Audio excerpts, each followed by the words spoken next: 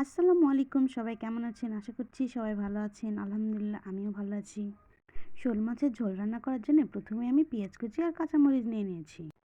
এরপর পরিমাণ মতন সয়াবিন তেল দিয়ে নিব। তারপর ভালো করে নাড়ানি দিব যতক্ষণ পর্যন্ত পেঁয়াজের কালার লাল লাল রঙের না আসে।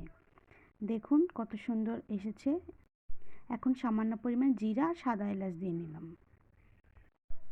এখন আস্তে আস্তে জিরা সহ পেঁয়াজটা ভালো করে ভাজতে থাকবো, যেন আরও সুন্দর একটা কালার আসে পেঁয়াজের। এখন পেঁয়াজটা খুব সুন্দর করে লাল লাল করে ভেজে নেব।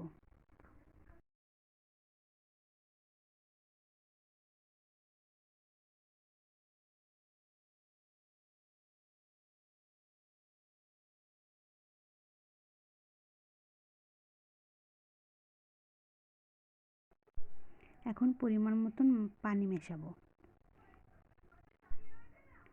এরপর পরিমাণ মতন সব কিছু দিয়ে নিব। যেমন প্রথমে পরিমাণ মতন লবণ 2 চামচ, পরিমাণ মতন হলুদের গুঁড়া,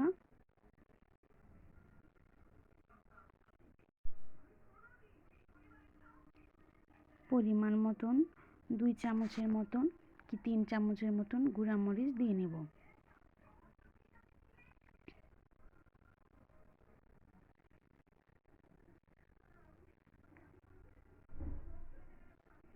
এরপর আস্তে আস্তে মশলাটি মিশাতে থাকবো। ঢাকনি দিয়ে ঢেকে দিব 5-10 মিনিটের মতো।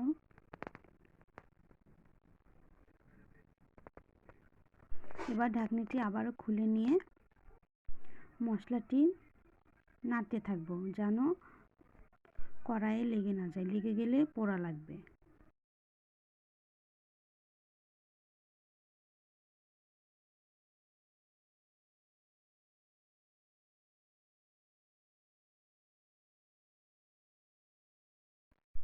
আমার মশলাটি ভালো করে কষানো হয়ে গেছে। এখন মাছ দিয়ে নেব। শোল মাছ ভেজে নিলে তরকারি ভালো লাগে না, সেজন্য শোল মাছ কষিয়ে নিব, যেন তরকারি খেতে অনেক মজার হয়। এভাবে আমি আস্তে আস্তে নেড়ে নেব। এরপর ঢাকনি দিয়ে ঢেকে নেব।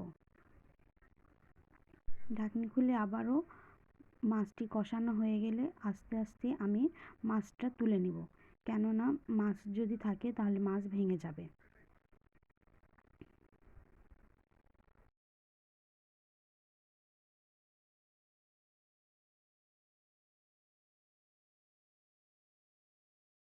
এরপর বাকি কষানো মশলার সাথে আমি আলু মিশিয়ে নেব।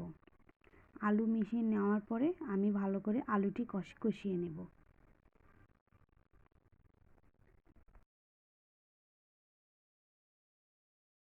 আলু কষানো হলে পানি দিয়ে দিব। তারপর ভালো করে পানির সাথে মিশিয়ে আবারও আমি ঢাকনি দিয়ে ঢেকে নেব।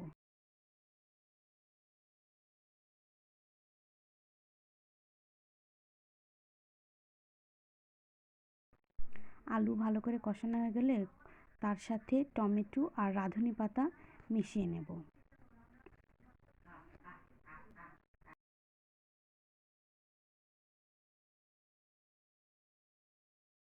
তারপর আবারও ভালো করে কষিয়ে নেব সবগুলো।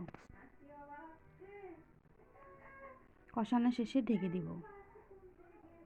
তারপর ঢাকনি সরিয়ে আবারও নেড়ে নেব ভালো করে। ভালো করে মিশিয়ে নেওয়ার পরে এবার ঝোল দিয়ে দিব। তারপর ঝোলটি ভালো করে ফুটতে দিব এবং ঢেকে দিব।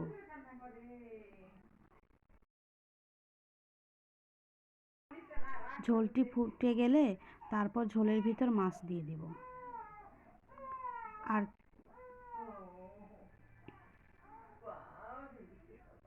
দেখুন কত সুন্দর ঝোলটি টকবক করছে।